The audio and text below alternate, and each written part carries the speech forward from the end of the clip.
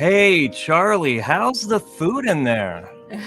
Welcome to Absolutely Criminal. This is Andrew Martin sitting beside Tiffie Lou. You were quoting someone else. That wasn't even your line. I was. How's Such the food a in there? thief. Welcome, Black Eagle. We're glad you're here. Renee is here, and Edit BD. That's a new one. Yeah, welcome. Good to see you here. And Renee, if I haven't mentioned her. You already did. Okay. You did. All right. Well, it's good to see everybody here. We have you don't want to do that. We have a really good show for you today. And in case you're wondering, that is Charlie Adelson's new mugshot. I know. I think he's actually a little better looking. He got a better barber than Sarah Boone did. He does look a little bit better. Yeah. I mean, even Sarah Boone's looking better these days. But so we're going to talk a little bit about Charlie in the second segment entitled "This Is His Life Now," and speculate on what's going on there. Shout out to Charlie Adelson in his concrete box. And then we're going to take a look at the phone, or take a listen to the phone calls.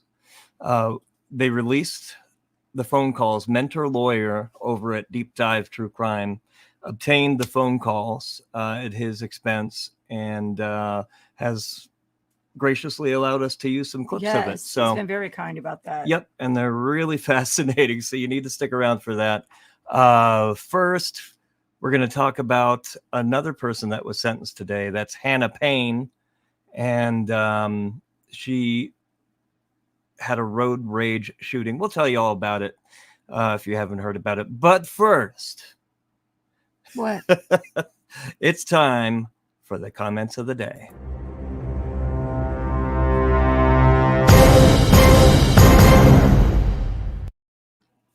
All right, this is the show where we pick a segment where we pick a few comments and read them to you, some of the best. And these are comments on our videos. Thank you for letting me know. Okay. Not just random quotes. Okay. Last time it wasn't clear. Yes. All right. So people have taken their time out of the day to comment. And I left these anonymous, but as always, I said, if you want to take ownership of them, you're free to do that. But okay. So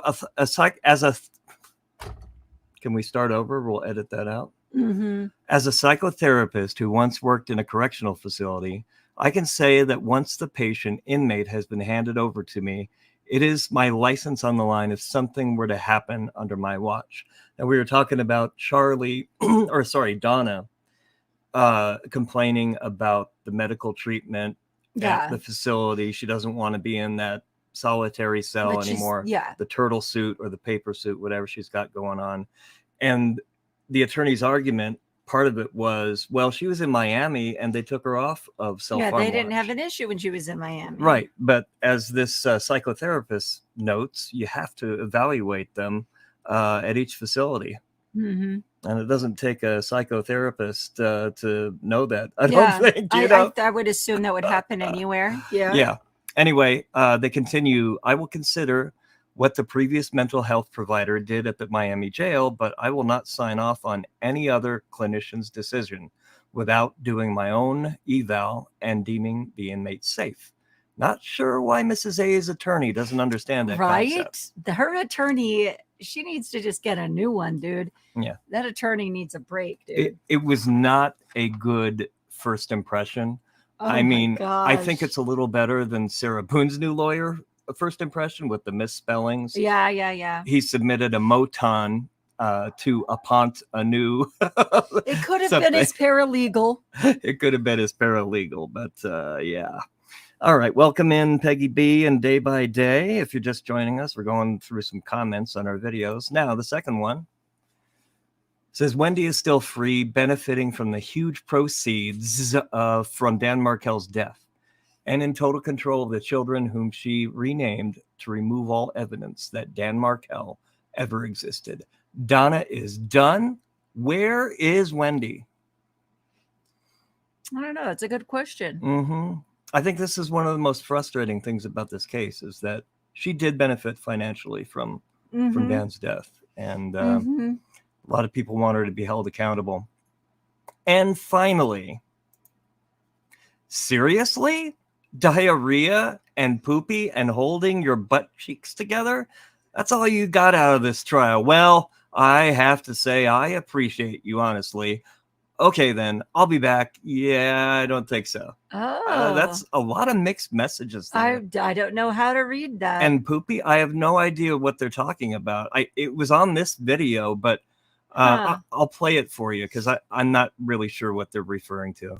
Has the jury reached a unanimous verdict? Yes, Your Honor. If you please could hand the verdict form to the bailiff. He looks like he's trying not to poop. Yeah, it looks like he looked over and locked eyes with one or two of the jurors. The cheeks together, sweetie. Well, the judge has it in his little hands. The verdict form is in its proper order. Madam Clerk, please publish the verdict. I like a properly ordered juror form. Verdict form. The Court of the Second Judicial Circuit in and for Leon County, Florida, the state of Florida versus Charles Adelson, case number 2016 CF 3036B. Verdict. Count 1. We, the jury, find as follows as to count 1 of the indictment, first-degree murder. The defendant is guilty of first-degree murder. Count 2. We, the jury, find as follows as to count 2 of the indictment, conspiracy to commit first-degree murder. The defendant is guilty of conspiracy to commit first-degree murder. Count 3. And now he has diarrhea. We, the jury, find as all right, so it doesn't reach out to all. This is a serious allegation. I have no idea what they're talking about here. All right, so we're going to move on to Hannah Payne.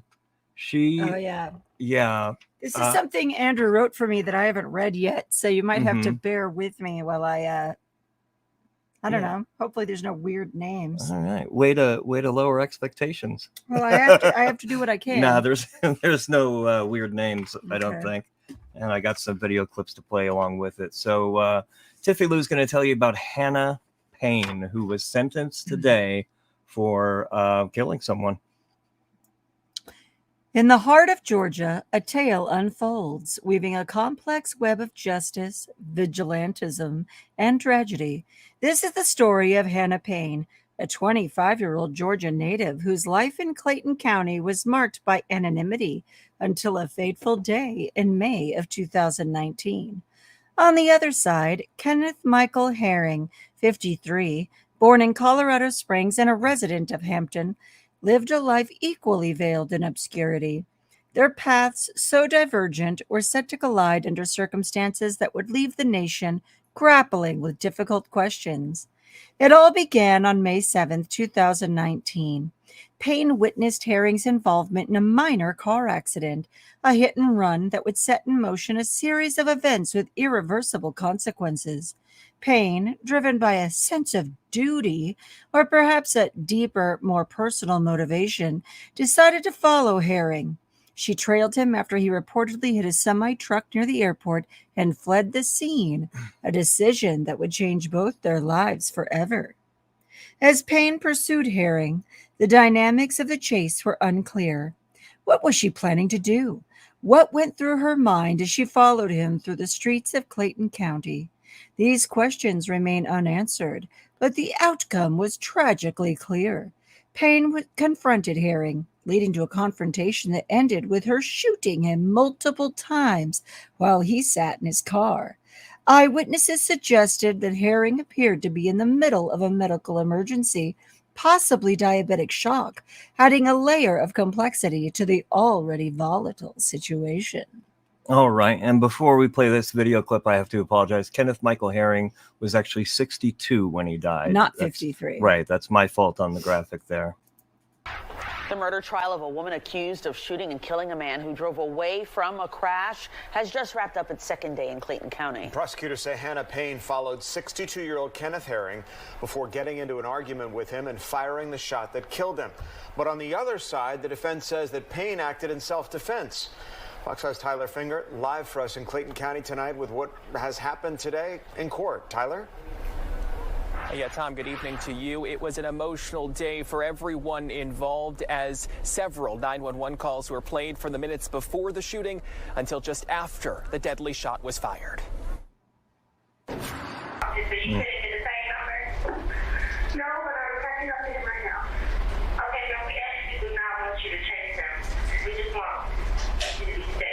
This is the 911 call that prosecutors say shows Hannah Payne crossed the line when she tried to stop 62-year-old Kenneth Herring after he left the scene of a crash in 2019. I'm sorry that I'm here to tell you I'm not going to follow him because he is going to cause another accident. So I won't stay behind him until officers can get to us, but until then, I'm not moving. Prosecutors say Herring wasn't drunk, but instead having a medical issue. According to the call, Payne eventually gets a tag number, but she continues to follow Herring anyway, despite the dispatcher repeatedly telling her to stop. Prosecutors say Payne didn't just follow Herring. She cuts him off, got into an argument, and shot him. It was really aggressive. I thought it was just road rage at the time. And then a woman popped out of the car and she said, "Get the F out the truck." I kept saying to myself, I hope she don't shoot him. And when I heard the gunshot, he looked at me and I looked at him and he just had this look on his face. Payne's attorney says she was told to get the tag number by the Georgia correctional officer who took the stand Wednesday. The defense says Herring attacked her and the shooting was in self-defense. Her attorney, Matt Tucker, says there's a possibility she tells the jury that herself. She's always wanted to get there and say the other side of the story, so it wouldn't be surprising if she does, but at this time we're going to hold our cards until they're necessary. Court is wrapped up until... All right. Yeah, so what a waste. And the 911 operator clearly told her, stop following him. Right. It's not your business. Mm-hmm. The aftermath of the shooting was fraught with tension and unanswered questions. What actions did Payne take immediately after the shooting? What was the response of the emergency services? These details are lost in the chaos of the moment. But what followed in the public sphere was a polarized debate. The incident sparked heated discussions about vigilantism, the role of civilians in law enforcement, and the undercurrents of racial bias. The legal proceedings against Payne began with her facing grave charges: felony murder, malice murder, aggravated assault, and several weapons-related offenses.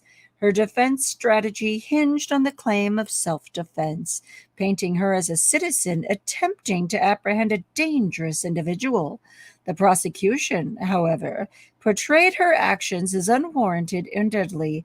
After closing arguments were complete, the jury deliberated and reached a verdict. Mr. Foreperson, if you would go ahead and read the verdict. With regard to count one, as to the offense of malice murder, we, the jury, find the defendant guilty. With regard to count two, as to the offense of felony murder, we, the jury, find the defendant guilty. With regard to count three, as to the offense of aggravated assault, we, the jury, find the defendant guilty. And that was the same for all the counts that you mentioned. She was found guilty on all of them. She's crying. Mm-hmm. Yeah. The jury, unmoved by the defense, found Payne guilty on all accounts. The sentencing on December 15th, 2023, that's today, saw Payne receive a life sentence with the possibility of parole for malice murder. Additionally, she was sentenced to 8 years consecutively for false imprisonment and 5 years for possession of a firearm during the commission of a felony. This decision was met with mixed reactions, with the Clayton County District Attorney describing the verdict as bittersweet, reflecting the complex emotions surrounding the case. The Hannah Payne saga, culminating in the tragic death of Kenneth Herring, serves as a somber reminder of the consequences of taking the law into your own hands and the fine line between self-defense and aggression. For Absolutely Criminal, I'm Tiffie Lou, reminding you to tread carefully, seek justice, and let the darkness come alive. Thank you, Tiffie Lou. All right, we will do so. But yeah, so she was sentenced to life in prison with a possibility of parole after 43 years, I believe. The thing is, she wasn't showing much sadness before she was sentenced. Yeah. I'm seeing that a lot with these people. Like no remorse. I mean, you know, if it was self-defense, I would still feel horrible that I had killed someone. Right. You know? Yeah. I'd feel something. Yeah, like Jodi Arias. She came in completely cool and whatever. But Yeah. if you accidentally killed in self-defense, you'd still be broken up. Oh, of course. That would be traumatizing. Yeah. So, okay. Well, thank you, Tiffie Lou. We're going to move on. This is going to be kind of short, just like his hair, because that's the main thing I wanted to tell you guys is he was transported to some, as somebody said, his forever home at, forget the name of the correctional facility, but Charlie is where he's going to be now. What do you think? And we're going to hear him in the phone calls in just a moment, which is really fascinating because he's in his little cell and talking to his mom and other people, talking to his baby mama. And you can hear the inmates in the background, I think, kind of taunting him like, hey, Joel, you know. So he's a very high profile case. He is in solitary, but I mean, the walls. They know where he is. Yeah. So that's Chucky Boy. And now we're going to take a listen to these phone calls. And today is going to be part one. I have about 12 minutes of clips to play for you. And but the phone calls are like an hour and a half or something. The phone call, you had a lot. I mean, it's like 5 hours and counting. Yeah. I think Mentour Lawyer is still putting them together. Man. But go to Deep Dog True Crime or Mentour Lawyer Justice Network, and you can find all the phone calls there. He's really, I don't think he's slept in the past 5 days. I know, I can't imagine. I don't know. And if he's still lawyering, I don't know if he is or not. Lawyering, is he? Yeah. That's a full schedule. So here are the phone calls, and I've transcribed them as best I could to because the sound is not great, and that's the fault of the jail because they have phone systems seemingly from 1950. Mm-hmm. So here we go. Hello, this is a prepaid collect call from Charlie, and this is with his parents. This first one. An incarcerated individual at the Leon County Jail. This call is not private. It will be recorded and may be monitored. Hey. Hey, Charlie. How are you guys? Okay. We're still talking to you, so that's good. We're still talking.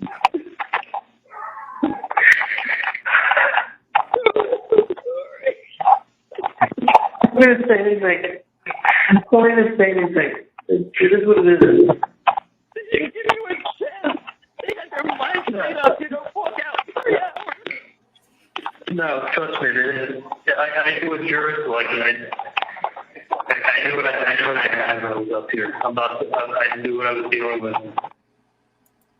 All right. So the fact that the jury went out and came back in about 3 hours is going to be discussed again amongst them. Yeah.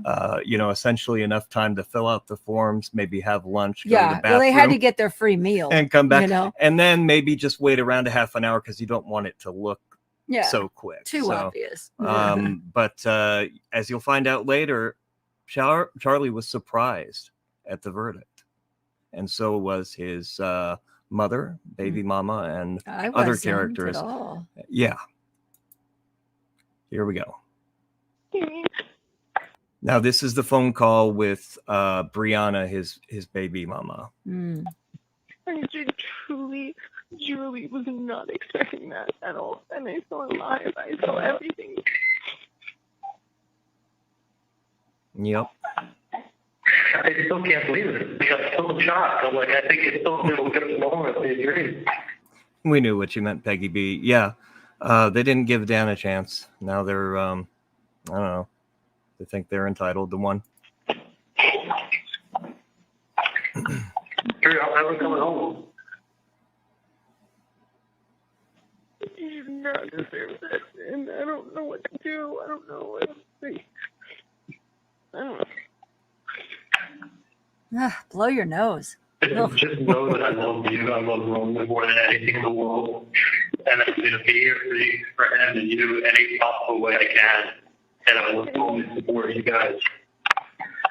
So, I wanted to see him, but it's like, I don't even know, like, when I get to prison, like, in a few months, it can last. Like, I'll be fucking talking on a phone looking at you through a fucking 3-inch glass. And that's how he has to see everybody now. I don't know about the rules of where he's going to Yeah, I land. know, because some places allow face-to-face visits, you know, like in a monitored room. Right.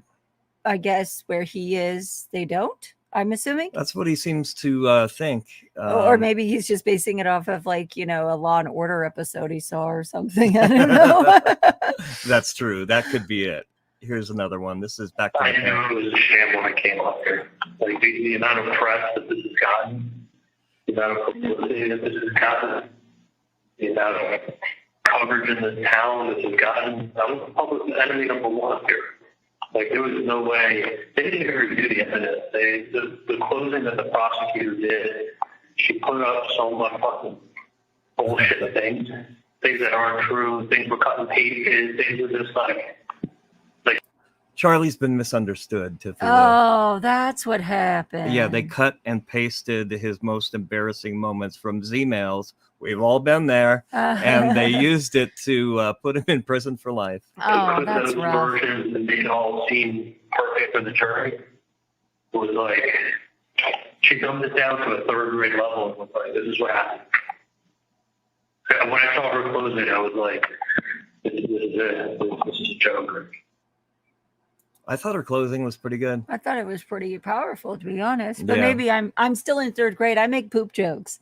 So, you know, I got to consider the audience over here. That's true. Touche, Tiffie Lou. I'm so sorry. This is still his baby mama. Yeah. I bet.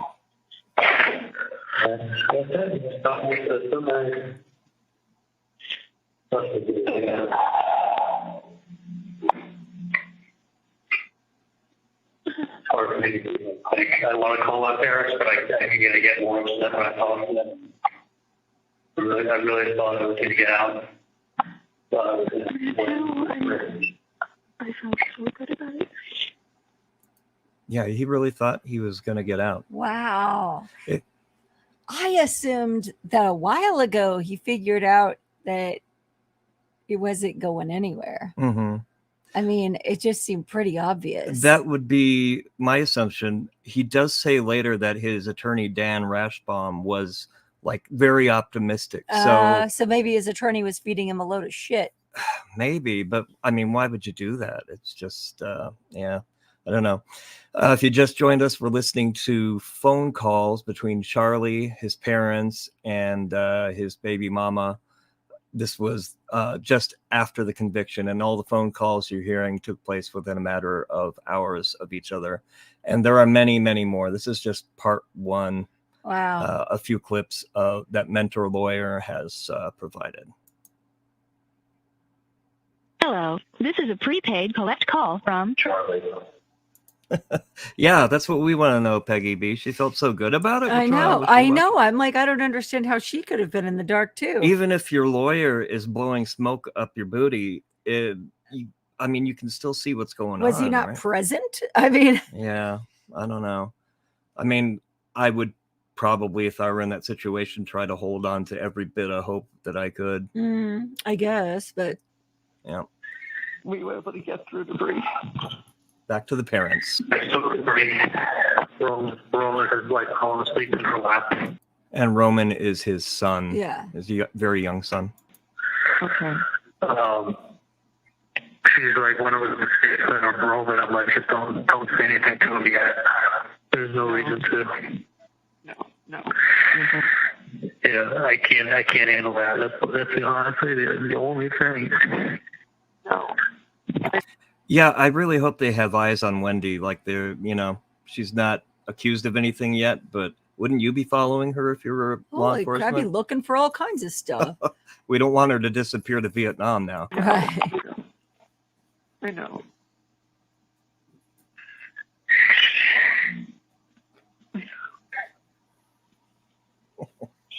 You don't have to say it now. No. Honestly, the only thing I really wanted to be is a good dad in my life. Just to be a dad, have a son. Well, you messed it up. Well, you have a son. You're just not going to be a very good dad. Jeez, I mean, what a waste yeah. for everybody. I know. Believe me. Hello, Tracy Weaver, and welcome. I know. I just wanted to be a dad. I mean, when I was with Brienne, I dated her for 6 weeks. I found out she was pregnant 6 weeks after we'd broken up. Oh, she was apparently really important to him. Yeah, she was one of many Yeah. between Katie Maggs and, Whoever. Whoever. So when he said his last girlfriend, when referring to K Maggs, it wasn't exactly the truth. Mm. No, I want to keep it. I want to be a dad. I know you did. Yeah. I know, Charlie. I know. I had a feeling though, so it's not like, listen, I've been up in Tallahassee for a year and a half. I mean, I got a taste for how big this case was. I had no idea. There was no way in hell I was ever going to get a fair trial up here. No fucking way in hell. Yeah. So How was his trial unfair? Well, and again, how can you not know how huge this case is? I mean, it's been in the news for years and years, and all of a sudden you realize. And so what he's saying is, it happened in Tallahassee. He's not going to get a fair trial there with the people. They know too much about it. But that is like, in the 1970s, you could probably make that argument better because news wasn't so national and instant yet. Mm-hmm. But everybody everywhere has heard of this. I'm sure it affects people in Tallahassee more. But yeah, everybody's heard about it. It was, listen, these people didn't deliberate. We know what happened. Mm-hmm. They were decided before they went back, filled out their papers, and came out. That's not a deliberation. They looked at a couple things. Got on it. They probably ate for an hour and then talked about some stuff. Went through this paperwork, filled it out. Because they went all the way to 1:30 with the opening stuff. And they probably took lunch till 2:30. When they came in and I saw when they came in this morning and nobody looked at me, I knew they'd already made up their mind. Yeah, that's a bad sign. The jury came in and nobody made eye contact with them. It'd be kind of cruel if one of them did and gave him a little wink. Yeah. Oh, that would be horrible. Like that one alternate juror that people have speculated the Adelsons paid off. Right. I don't know. That's a conspiracy theory right now, but he was very disappointed that he didn't get to be a regular juror. He was one of the alternate jurors. Wow. So, and he was in favor of acquittal, or at least didn't think they had enough evidence. Yeah. Dan did a great job. You spoke well. They listened to nothing. Absolutely nothing. They cut and pasted emails. They cut and pasted lines from text messages and gave it their own meaning. Yeah, I hate it when that happens. Hi, Sparkles. Welcome. Oh, kitty face. Oh, I saw what they did. Oh, it's a mistake. Yeah, it was like, I don't know, it was like they dressed it up into something it wasn't. They just don't talk about it.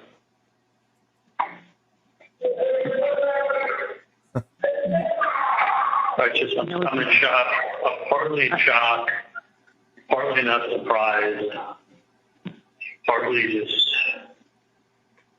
certain things that I don't want to go into, but I just wish I went with my gut instinct. Daddy. They weren't listening. Okay. Yeah, so that was let's see. Here's the other one. They weren't listening. Talking about the jury. Yep. I'm sorry, I lost my train of thought for a second. Let's just continue. We're listening to phone calls he made from his new home, his new concrete box. Right. The evening of his conviction. They weren't listening to anything, because if they had a brain and they were listening, it was very clear. It was clear. They don't listen. They just go. They just do. They don't listen. And they're hammered with someone like Georgia Catherine, who makes it real simple for them. She didn't even. She had no evidence. She had nothing. No. They had emails. Yeah, I mean, they had more than emails. I've seen people convicted on much less evidence than they had for Charlie. And text messages. I mean, you could argue that a lot of that stuff is circumstantial, but that's evidence as well. And when they all add up together, one thing not being so significant by itself, but when they all... and the saved phone calls. Yeah, you know, that didn't help either. No, like he had no good explanation for why he and his mother were talking like that. Why they had to questionably go meet for lunch with $100,000 in cash. Like nobody talks like that. Yeah, Charlie was thinking of running like mommy did, but he just thought he was way smarter than the cops. Yeah, you're right, DP Singh, and he talks about that later. Being at a restaurant, I think on one of his last nights of freedom, at least that's what he thought. And he said, well, I stayed around, like he could have left. So we'll hear that soon. I love you guys. I love you, Charlie. I love you, Charlie. I love you. Get through tonight and get through tomorrow, and just call us anytime, please, okay? I love you guys a lot, okay? I love you too. I love you, Charlie. My whole heart, I love you. I love you. Understand, like I just take care of Roman for me and keep an eye out for him. You know I will. Oh God, get that kid away from these psychos. Well, she's not going to keep her eye out for him. She's being tried now herself. Right? Yeah, so. Just days later, she would be arrested. Yeah. And the thing to me, she's talking like, Charlie, we're here for you. We're going to be strong. But no, she's packing her bags right now. Right. It's like, and it's not like she can call from Vietnam and talk to him, She would never see him again. How's Wendy doing? That's the big question. I can't talk to her. I don't know. You have to talk to her? I did not talk to her. I can't do it. I can't talk to her. Anybody else like you can. Yeah. Yeah, so the Ben they're talking about, I believe, is Dr. Ben Graber, gynecologist, who wrote an opinion piece in the Tallahassee Democrat. You should go look it up and read it if you haven't read it yet, because he lives in the Adelson family fantasy world. Says that he's known Donna for 40 years. This is not something she would ever do. And Charlie. Oh, right. Okay. It was the three brown-skinned people that came up with it. Right. Yeah, of course. Look, I don't want you guys, I know you're upset. I just don't want you guys getting sick over this.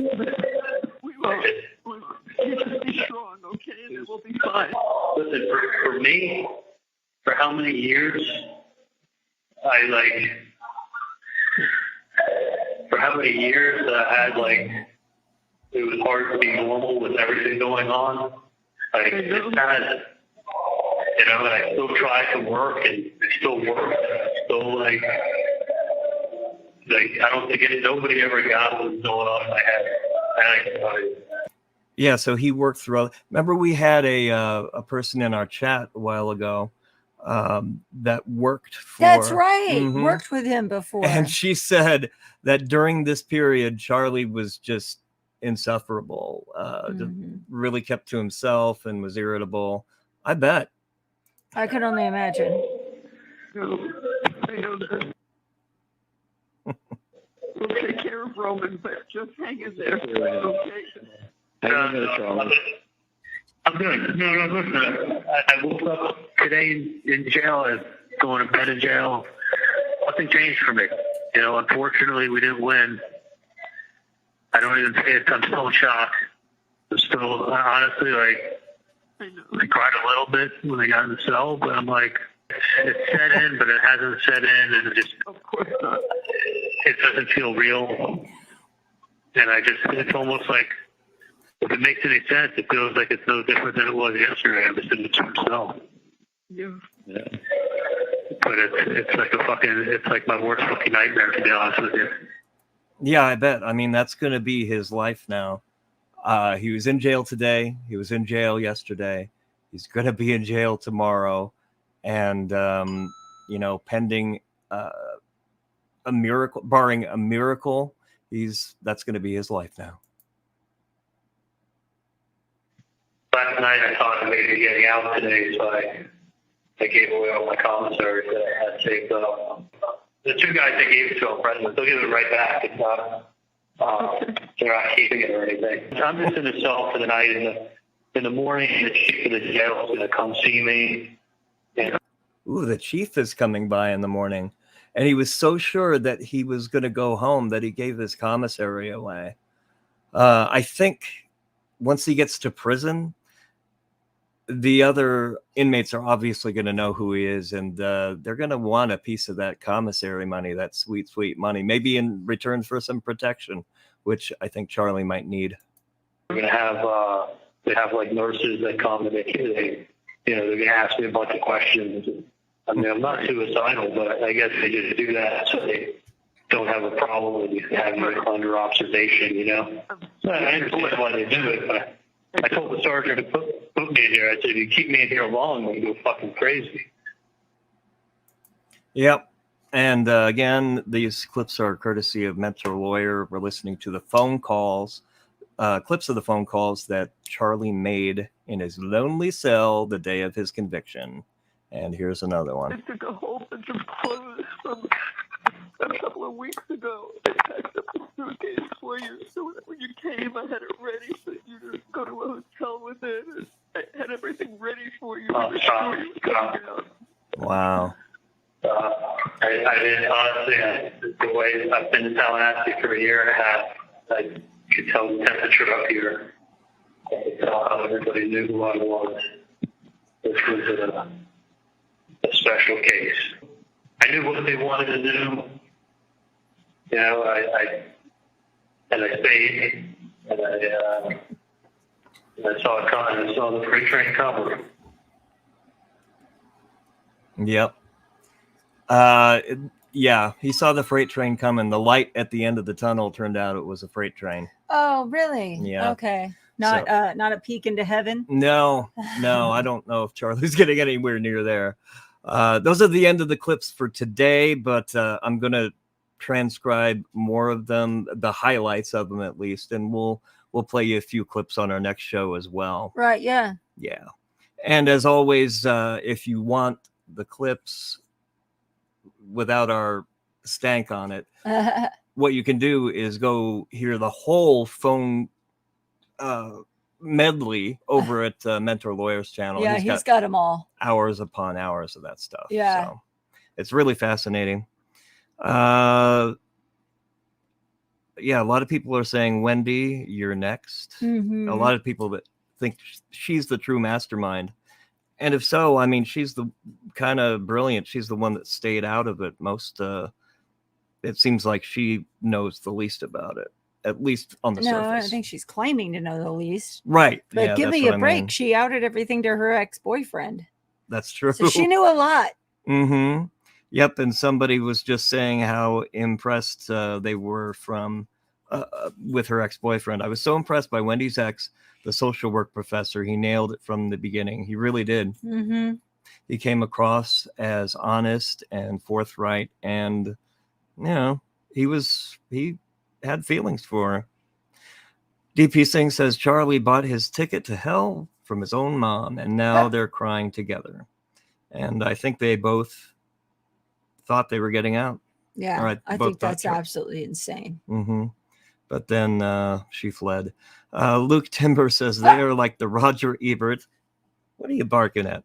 They're like the Roger Ebert and Gene Siskel movie reviewers from the 1970s. Or like the Muppets in the mezzanine, the old men that comment. Oh, right. On I love those guys. Yeah. Dan Aiken says, hi, Wendy, get ready. Tracy Weaver makes a good point. At least he doesn't have to worry about remembering his address. So this is my question. Do you think Wendy is feeling safe or no? Oh, boy. I mean, these guys believe they weren't going to get convicted. So Right. I think it's got to be becoming increasingly clear. I she's mean, got to start feeling nervous at this point. Right. She's on the heaviest dose of Xanax now. So crazy. Yeah, I don't know. And what's Harvey doing? Sitting at home. DP Singh makes a great point. Ruth Markel's tears are the important ones. Right, of course. And that's true. I made a comment the other day that Donna Adelson's tears on these recordings are like sweet nectar. Yeah. I just, maybe that makes me a bad person, but I just You're can't. a bad person. I am a bad person. Yeah. And I can't feel bad for her or Sarah Boone or any, Yeah. It's just really tough, especially when convictions start rolling in.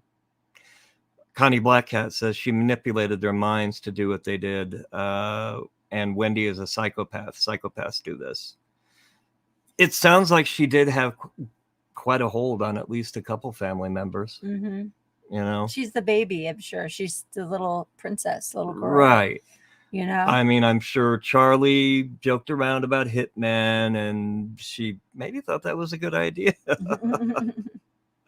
Renee Catagnas says, thank you, Absolutely Criminal. You're welcome.